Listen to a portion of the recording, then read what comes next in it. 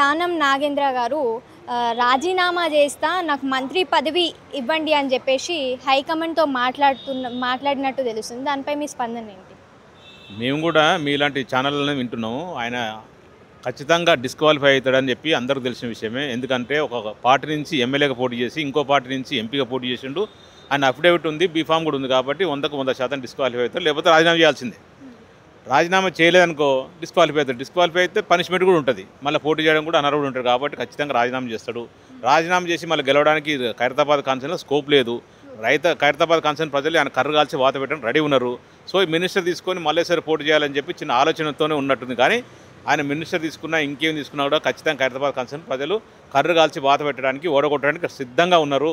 ఎప్పుడు ఎలక్షన్ వస్తుందని చెప్పి ఖైరతాబాద్ కాన్సెన్ దాదాపు 3 లక్షల ఓట్లు మంది వెయిట్ చేస్తున్నారు ఆయన గురించి. ఎందుకంటే ఆయన ప్రతిసారి ఒక పార్టీ నుంచి గెలుస్తాడు, ఒక్కొక్క పార్టీలోకి పోతుంటాడు. గతంలో కూడా 2004 కూడా కాంగ్రెస్ పార్టీలో ఉండి గెలిచి తర్వాత ఎంబడే టీడీపీలో పోయిండు. టీడీపీలో గెలిచి మళ్ళీ కాంగ్రెస్కి వచ్చిండు, కాంగ్రెస్లో ఓడిపోయిండు. తర్వాత మొన్న 2018లో కూడా మన పార్టీ కాంగ్రెస్ నుంచి మన బీఆర్ఎస్ పార్టీకి వచ్చింది. బీఆర్ఎస్ పార్టీ నుంచి మళ్ళీ ఇప్పుడు 2 సార్లు ఎమ్మెల్యే అయిపోయి ఇమీడియట్లీ ఒక కాంగ్రెస్ పార్టీ అధికారం రాగానే 2 నెలలు కూడా ఆగనేయకుండా ఇమీడియట్ కాంగ్రెస్ పార్టీకి పోయింది. కాబట్టి వాళ్ళందరూ ప్రజలంతా కన్ఫ్యూజ్ ఉన్నారు. ఇలాంటి వ్యక్తిని మనం ఓట్లేసినామని చెప్పేసి వాళ్ళు తిట్టుకుంటున్నారు. ఖచ్చితంగా ఎప్పుడు ఎలక్షన్ వచ్చినా కూడా 100% ఓట్లు ఆయనకు ఎగనెస్ట్గా వేసేసి బీఆర్ఎస్ పార్టీ అభ్యర్థిని గెలిపించడానికి సిద్ధంగా ఉన్నారని చెప్పి సందర్భం తెలియజేస్తుంది. గతంలో చాలాసార్లు తను ఎమ్మెల్యేగా గెలవడం జరిగింది. ఎందుకు తనకంటూ ఒక క్యాడర్ లేదనుకోవచ్చు? ఆయన సొంత క్యాడర్ ఉంటే ఆయన ఏదైతే అన్నం పెట్టిన భిక్ష పెట్టిన పార్టీ కాంగ్రెస్ పార్టీలో ఉండి గెలవాలి కదా. ఇంకో వేరే పార్టీ ఎందుకు మారాలి? 2004 ఎందుకు మారవలసి వచ్చింది? 2018 ఎందుకు మారవలసి వచ్చింది? ఆయన స్వతహాగా ఆయనకు సొంత క్యాడర్ ఉండి సొంత కాంగ్రెస్ పార్టీ కార్యకర్తలు ఉంటే ఆయన గెలిస్తే ఆయన నేమే బ్రాండ్ అయితే ఆయన పార్టీ నుండి గెలవాలి కదా. ఆ పార్టీ నుండి గెలవలేని పరిస్థితి. ఏ పార్టీ అయితే రన్నింగ్ ఉంటుందో, ఏ పార్టీ అయితే మంచిగా ఉంటుందో, ఏ పార్టీ అయితే గ్యారెంటీ గెలుస్తామో చూసుకొని సర్వేలు చేసుకొని ఆ పార్టీలోని కాలాయిలో పట్టుకొని పార్టీలోకి వస్తుంటాడు, అందులో గెలుస్తుంటాడు. ఆయన సొంత బ్రాండ్ కాదు. ఆయనకంటే ఓట్లు ఎవరేరు. 2009లో గెలిచి ఖైరతాబాద్ కాన్స్టిట్యున్సీ గెలిచి 2014 వరకు మినిస్టర్ అయ్యిండు. మినిస్టర్ అయిన తర్వాత ఖైరతాబాద్ కాన్స్టిట్యున్సీ ప్రజలకు కానీ ఖైరతాబాద్ కాన్స్టిట్యున్సీ డెవలప్మెంట్ విషయంలో కానీ చిన్న పని కూడా చేయలేదు. అందుకే 2014లో ఓడగొట్టిరు. 2014 నుంచి 2018 వరకు ఆయన ఎమ్మెల్యే కాకుండా ఆయన సొంత వ్యాపారాలు చేసుకుంటూ ఎక్కడ అసలు మనుషులకు కనబడలేదు. ఆయన సొంత అనునయులు కూడా చిన్న సమస్య వచ్చినా కూడా తీర్చలేదు, పట్టించుకోలేదు కూడా. 2018 తర్వాత మన బీఆర్ఎస్ పార్టీ మంచిగా ఉంది కాబట్టి, కేసీఆర్ పాలన బాగుంది కాబట్టి, సంక్షేమ పథకాలు మంచిగా అందుతున్నాయి కాబట్టి, డెవలప్మెంట్ బాగా అవుతుంది కాబట్టి, ఖైరతాబాద్ కాన్స్టిట్యున్సీ ప్రజలు బీఆర్ఎస్ వైపు ఉన్నారు కాబట్టి మన పార్టీతో మన కేసీఆర్ గారు కాలు పట్టుకొని వచ్చి మన పార్టీ బీఫామ్ మీద గెలిచిండు, అయిపోయింది. 2018 నుంచి 2023కి వచ్చిండు. 2023లో కూడా మళ్ళీ బీఫామ్ తీసుకొని మన పార్టీ తరఫున గెలిచిండు. ఆయన ఓన్లీ బీఆర్ఎస్ పార్టీ కార్యకర్తల కష్టంతో, బీఆర్ఎస్ పార్టీ ఉద్యమకారులతోటి, కేసీఆర్ గారు చలనతోటి, కేటీఆర్ గారు మున్సిపల్ శాఖ మంత్రి మంచి డెవలప్మెంట్ చేసిండు. హైదరాబాద్ మంచి డెవలప్ అయింది కాబట్టి ఓన్లీ బీఆర్ఎస్ పార్టీ కేటీఆర్ దయ వల్ల ఆయన గెలిచిండు. అంతేగాని ఆయనకు సొంత క్యాడర్ లేదు, సొంత పేరు లేదు, అసలు ఆయన పేరు చెప్తే ఒకడు కూడా ఓటు కూడా వేయడు కదా. ఆయన ఇంకేది కూడా చేయరు ఆయన అంటే అంత సహించుకుంటారు ప్రజలు. ఆయన ఓన్లీ ఇప్పుడు 2023 నుంచి మన పార్టీకి ఓడిపోయిన తర్వాత కాంగ్రెస్ పార్టీ గెలిచిన తర్వాత దాంట్లో 2 నెలలు కూడా ఆగకుండా వెళ్ళిపోయాడు. మరి ఈ 2 సంవత్సరాల్లో ఏమైనా ఖైరతాబాద్ కాన్స్టిట్యున్సీ ప్రజలకు ఏమైనా చేసిండా? ఒక్క చిన్న పని కూడా చేయలేదు. ఎవరైనా ఇంటికి వచ్చి రానిస్తే మంచిగా మాట్లాడినా, కూర్చోబెట్టి మాట్లాడి మంచి నిలిచిండా? అది చేయలేదు. ఎవరికైనా చిన్న సహాయం చేసిండా? అది చేయలేదు. ఎవరైనా సాగుకు పోయిండా? పోలేదు. పెళ్లికి పోయిండా? పెళ్లికి పోలేదు. అసలు ఎందుకు ఆయన ఎమ్మెల్యే ఉండి ఏం ఉపయోగం ప్రజలందరూ అనుకుంటారు. ఆయన ఓన్లీ ఆయన స్వలాభం కొరకు ఈ పార్టీలు ఉంటే ఈ పార్టీ ఆ పార్టీ ఉంటే అధికారులు ఆ పార్టీలకు పోవడం, తన స్వలాభంగా డబ్బులు సంపాదించుకోవడం, సెటిల్మెంట్ చేసుకోవడం, కబ్జాలు పెట్టడం తప్ప ఇంక వేరే పని లేదు. ఏ ప్రజలు కూడా ఏదైతే ఖైరతాబాద్ కాన్స్టిట్యున్సీ ప్రజలు బీఆర్ఎస్ పార్టీ మీద పోటీ చేసినందుకు, కర్మగాలి ఓటేసినందుకు వాళ్ళందరికీ ఏడుస్తున్నారు, వాళ్ళు తిట్టుకుంటారు. ఖచ్చితంగా ఎప్పుడు ఎలక్షన్ వచ్చినా కూడా ఇంకో నెలకు వచ్చినా, ఇంకో 2 నెలలకు వచ్చినా, ఇంకా 6 నెలలకు వచ్చినా, ఎప్పుడు వచ్చిన ఎలక్షన్ వచ్చినాక ఆయనకు బుద్ధి చెప్పడానికి రెడీగా ఉన్నారు. ఖచ్చితంగా ఆయన ఓడిపోవడం తప్పదు. ప్రధానంగా ఇంకొక మాట కూడా బాగా వినిపిస్తుంది. నాకు ఎమ్మెల్సీ ఇచ్చి దాని తర్వాత మంత్రి పదవి ఇవ్వండి, నేను నా తరపు నుంచి ఎవరినైనా నించోబెట్టి 100% వాళ్ళని గెలిపించే ప్రయత్నం నేను చేస్తా, పక్కా గెలుస్తారు అని చెప్పేసి మాట్లాడుతున్నట్టు కూడా తెలుస్తుంది. ఆయన గెలిచే సత్తా లేదు కానీ ఇంకొని గెలిపిస్తాడట. చూడాలి ఆయన మాటలే తెలుస్తుంది ఎంత భయపడుతుండు. ఖైరతాబాద్ కాన్స్టిట్యున్సీలో ఎలక్షన్ అంటే ఎంత భయపడుతుండో అర్థమవుతుంది. నిజంగా దమ్ము ధైర్యం ఉంటే, నిజంగా రాజకీయ నాయకుడు అయితే, నిజంగా ఖైరతాబాద్ కాన్స్టిట్యున్సీ ప్రజలకు సేవ చేసి ఉంటే, ఖైరతాబాద్ కాన్స్టిట్యున్సీలో ఆయన బ్రాండ్ ఉంటే ఆయన పోటీ చేయాలి. ఆయన ఎమ్మెల్సీ తీసుకొని మినిస్టర్ ఇంకోనే పెడితే ఆయన గెలిపించేది. ఫస్ట్ నువ్వు గెలువు చక్కగా. మా పార్టీ బీఫామ్ లేదు కదా, ఇప్పుడు కాంగ్రెస్ పార్టీ బీఫామ్ తీసుకొని నువ్వు గెలువు, నువ్వు పోటీ చేయి, గెలిచినప్పుడు అప్పుడు మాట్లాడు మినిస్టర్ గురించి, ఇంకో దాని గురించి. నువ్వు మాత్రం గెలవడానికి అవకాశం లేదు కానీ ఇంకోరు పెడితే నువ్వు గెలిపిస్తావా? దీన్ని బట్టి అర్థమవుతుంది ఏంటంటే ఖైరతాబాద్ కాన్స్టిట్యూన్సీ ఎలక్షన్ వస్తే ఖచ్చితంగా కరగాల్సి వాత పెడతారు, ఖచ్చితంగా ఓడగొడతారు కాబట్టి ఆయన నిలబడతలేడు. ఎవరికో ఓటు ఇస్తే గెలిపిస్తానన్న మాట అవాస్తవం. కాలిపీలి గెలిపిస్తాన మాట చెప్పేసి ఎమ్మెల్సీ తీసుకొని మినిస్టర్ అయిపోవాలని ఆ మినిస్టర్ అడ్డం పెట్టుకొని మళ్ళీ ₹1,000 సంపాదించాలి. అంతే తప్ప అది ఖైరతాబాద్ కాన్స్టిట్యూన్సీ ప్రజలకు మాత్రం ఏం ఒరిగేది లేదు, ఇంత సేవ చేసేది లేదు. ఆయనతో కాని పని అది. ఆయన పని ఆయన రాజకీయంగా ఆయన కంప్లీట్ అయిపోయినట్టు ఆయన సమాప్తి. ఎందుకంటే ఆయన గోవి ఆయన తీసుకుండే. ఎందుకంటే 2023లో బీఆర్ఎస్ పార్టీ బీఫామ్ మీద గెలిచి 2024 వచ్చే వరకు 6 నెలలు దీర్ఘ మందికి కాంగ్రెస్ పార్టీ బీఫామ్ మీద పోటీ చేసిండు. అంతకన్నా టెక్నికల్ ఎవిడెన్స్ ఏముంటుంది చెప్పు? 100కు 100% ఏది వచ్చినా రాకపోయినా 10 ఎమ్మెల్యే పార్టీ ఎమ్మెల్యే మారిన ఎమ్మెల్యేలలో మొదటగా పోయి seat disqualify seat Khairatabad constituency MLA దానా నాగేంద్ర గారిది. అందుకే ఆయన భయంలో ఉన్నాడు, కన్ఫ్యూజన్లో ఉన్నాడు కాబట్టి భయపడుతున్నాడు. ఆయన మళ్ళీ పోటీ చేయాలంటే కూడా జంకుతుండు. ఒకవేళ నిజంగానే హైకమాండ్ నుంచి తనకి మంత్రి పదవి ఇస్తే ఎవరైతే కాంగ్రెస్కి సంబంధించిన సీనియర్ నాయకులు ఉన్నారో వాళ్ళు యాక్సెప్ట్ చేస్తారా? ఫస్ట్ వాళ్ళ పాలసీ చెప్పారు కదండి. ఖచ్చితంగా ఒక పార్టీ నుంచి గెలిచిన వాళ్ళు ఇంకో పార్టీలోకి వస్తే మినిస్టర్ ఇవ్వద్దని చెప్పి వాళ్ళు అనుకుంటుంటారు. మనకైతే తెలియదు వాళ్ళ పార్టీ అంతర్గత విషయం. కానీ ఎవరు ఒప్పుకునే పరిస్థితి ఆల్రెడీ 2 రెడీ ఉన్నారు. రాజగోపాల్ రెడ్డి రెడీ ఉన్నారు. ఇంకా వేరే వాళ్ళు చాలామంది సీనియర్లు చాలా కోపంతో ఉన్నారు. రేవంత్ రెడ్డి గారు వచ్చిన తర్వాత మినిస్టర్ రావట్లేదు. వచ్చిన మినిస్టర్లు కూడా ఎలాంటి చిన్న చిన్న సమస్యలు తీరట్లేదు. ఎమ్మెల్యేలు క్లియర్గా చెప్తారు కదా. మొన్న ఎన్ఎం శ్రీనివాసరెడ్డి చెప్పిండు, ఇంతవరకు పెళ్లిలో సాగులు తప్ప మేము చిన్న పని చేసింది లేదు, చిన్న అభివృద్ధి చేసింది లేదు, మాకు ₹1 ఇస్తలేరని చెప్పి ఈయన కొత్తగా చేసేది ఏమున్నది?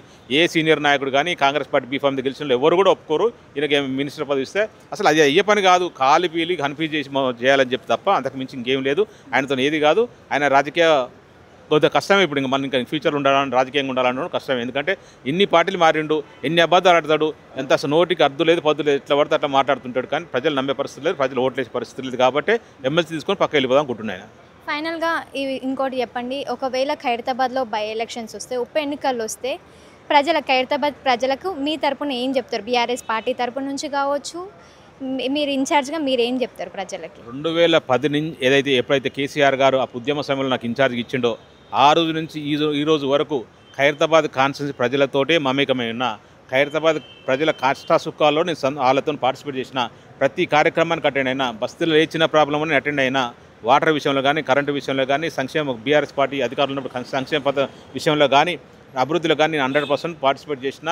కేసీఆర్ గారు ఏదైతే 10 సంవత్సరాలు ఉన్న ప్రతి ఎలిజిబుల్ ఉన్న వ్యక్తికి నేను అవకాశం కల్పించిన. ప్రజలతో నాకు సత్సంబాలు ఉన్నాయి. వాళ్ళ పార్టీలకు అతీతంగా బీజేపీ పార్టీ నాయకులు కానీ, మన కాంగ్రెస్ పార్టీ నాయకులు కానీ అందరితో నేను సత్సంబాలు ఉన్నాయి. కాబట్టి ఒక ఖైరతాబాద్ కాన్స్టిట్యూన్సీ ప్రజలలో ఒక ఇంట్లో వ్యక్తిగా, ఒక ఇంట్లో తమ్ముడిగా, అన్నగా, కొడుకుగా ఉన్న కాబట్టి ప్రజలందరూ నన్ను ఆశీర్వదిస్తారని పూర్తి విశ్వాసం ఉంది. ఒకవేళ గెలిస్తే మాత్రం 100% ఏదైతే ఖైరతాబాద్ కాన్స్టిట్యూన్సీ చిన్న చిన్న సమస్యలు ఉన్నాయో ఆ సమస్యలు కూడా ఫుల్ఫిల్ చేసే విధంగా నేను కృషి చేస్తాను. ఖైరతాబాద్ కాన్స్టిట్యూన్సీ ప్రజలతోనే ఉంటాను. నేను చనిపోయే వరకు కూడా ఖైరతాబాద్ కాన్స్టిట్యూన్సీ ప్రజలతో ఉన్నాను. 2018 టికెట్ ఇవ్వకపోయినా, 2023 టికెట్ ఇవ్వకపోయినా ఇదే ఖైరతాబాద్ కాన్స్టిట్యూన్సీ ప్రజలతోనే ఉంటాను. ప్రజలతో చనిపోయేంత వరకు వాళ్ళతోనే ఉంటాను. ఖచ్చితంగా ప్రజలు కూడా నన్ను ఆశీర్వదిస్తారు. పూర్తి నమ్మకం ఉంది. అక్కడ ఉన్న సమస్యలు నాకు పూర్తి అనుభవం తెలుసు. ఎందుకంటే ప్రతి ఇంటికి టీఆర్ఎస్ అని పేరు పెట్టి ప్రతి గడప దొక్కిన ప్రతి సమస్య తెలుసు, ప్రతి వ్యక్తి తెలుసు. ప్రతి వ్యక్తి నన్ను గుర్తుపడతాడు, నేను ప్రతి వ్యక్తిని గుర్తుపడతా. వాళ్ళ మంచి బాగోలు చూసుకునే బాధ్యత నాది. ఒక ఎమ్మెల్యే గెలిపిస్తే ఒక ఎమ్మెల్యేగా ఒక ఇంటి పెద్దగా 100% వాళ్ళకి సేవ చేసే విధంగా ఉంటానని చెప్పి మనస్ఫూర్తిగా వాళ్ళకి తెలియజేస్తున్నాను. ఇంకొకటి చెప్పండి, తెలంగాణలో కాంగ్రెస్ ప్రభుత్వం వచ్చి ఇప్పుడు డిసెంబర్ 7, 9 తారీఖు వస్తే 2 సంవత్సరాలు కావస్తుంది. ఎట్లుంది పాలన? ఎట్లుందంటే ఏం చెప్తారు? ఎందుకంటే ఒకవైపు మొన్న జూబ్లీస్ గెలిచిన వెంటనే ప్రజలు మా పాలనలో స్వయంగా వాళ్ళు చాలా సంతోషంగా ఉన్నారు కాబట్టి మాకు జూబ్లీహిల్స్లో ఒక సీట్ ఇవ్వడం జరిగింది అని చెప్పేసి మాట్లాడుతున్నారు కదా. మొన్న జరిగిన జూబ్లీస్ ఎలక్షన్లో అది ఎలక్షనే కానే కాదు. ఓన్లీ ఇనానిమస్ గెలిచినట్టు గెలిపించుకుంటారు. ఎందుకంటే వ్యవస్థలు అన్నీ వాడుకుంటారు. గవర్నమెంట్ వ్యవస్థలు ఏదో ఉన్నాయో, పోలీస్ డిపార్ట్మెంట్ కానీ, ఎలక్షన్ కానీ, రౌడీ కానీ, డబ్బు కానీ అన్ని వ్యవస్థలను వాడుకొని గెలిచిరు. అది గెలిపే కాదు. రేవంత్ రెడ్డి కదా సంకలు గుద్దుకొని ఏదో అనుకుంటుంది. కానీ నేను ప్రత్యక్షంగా జూబ్లీస్ కాన్స్టిట్యూన్సీలో తిరిగినా కాబట్టి ప్రతి 100 మందిలో 70-80 మంది సారు కారు కావాలని కోరుకున్నారు. అందరూ వాస్తవం చెప్తున్నా. ఒక బీఆర్ఎస్ పార్టీ కార్యకర్తకు చెప్పట్లేదు. 100కు 100% ఒక 100 మందిని కలిస్తే 70-80 మంది సారుని కోరుకుంటూ మొన్న గెలుపు ఎట్ట గెలిచారు మీకు తెలుసు, మాకంటే ఎక్కువ మీ ఛానల్కి తెలుసు. కాబట్టి దౌర్జన్యం చేసి బూతులు క్యాప్చర్ చేసి రౌడీజన్ చేసి ₹200 కోట్ల ఖర్చు పెట్టి పోలీసు వ్యవస్థను వాడుకొని, ఎలక్షన్ కమిషన్ వాడుకొని అందరినీ భయభ్రాంతులకు గురి చేసి గెలిచిరు. అది గెలుపు కాదు. జనరల్ ఎలక్షన్ రాని 80 నుంచి 100 సీట్లు మన బీఆర్ఎస్ పార్టీ గెలుస్తాయి. 80 నుంచి 100 సీట్లు బీఆర్ఎస్ పార్టీ బ్రాంపర్ మేడతో కేసీఆర్ గారు మరొకసారి 3వ ముఖ్యమంత్రిగా అవుతాడు. చూడండి ఒకసారి. ఈ ఖైరతాబాద్ కాన్స్టిట్యూన్సీలో అట్లాంటివి చెల్లాయి. ఖైరతాబాద్ కాన్స్టిట్యూన్సీలో ఎందుకంటే ఇక్కడ ఎడ్యుకేటర్స్ ఉన్నారు, మంచి కాలనీస్ ఉన్నాయి, స్లమ్లు ఉన్న కూడా ఎబవ్ మిడిల్ క్లాస్లో ఉన్నారు. అందరూ తెలుసు నాగేంద్ర కానీ కాంగ్రెస్ పార్టీ కానీ ఏం చేసిందని. ఇంకా కాంగ్రెస్ పార్టీకి విషయానికి వస్తే ఈ 2 సంవత్సరాల్లో కాంగ్రెస్ పార్టీ ఏమీ చేయలేదని ప్రజలందరూ ఎవ్వరు ముంగట మీరు ఇట్లా మైకి పెట్టినా కూడా చెప్తారు. మనం చూస్తున్నాం 25 రాష్ట్రాల్లో స్వతంత్రం వచ్చి 75 సంవత్సరాలు అవుతుంది కదా. ఈ 75 సంవత్సరాలు ఏ ముఖ్యమంత్రి తిట్లు ఆయన తింటుండ్రు. ఎందుకంటే 6 గ్యారెంటీలు కానీ 420 హామీలు కానీ ఎలాంటి కూడా చిన్నవి కూడా చేయలేదు కాబట్టి ఫ్రీ బస్ అని పెట్టేసి మహిళలను కొట్టుకునే విధంగా చేసిండు.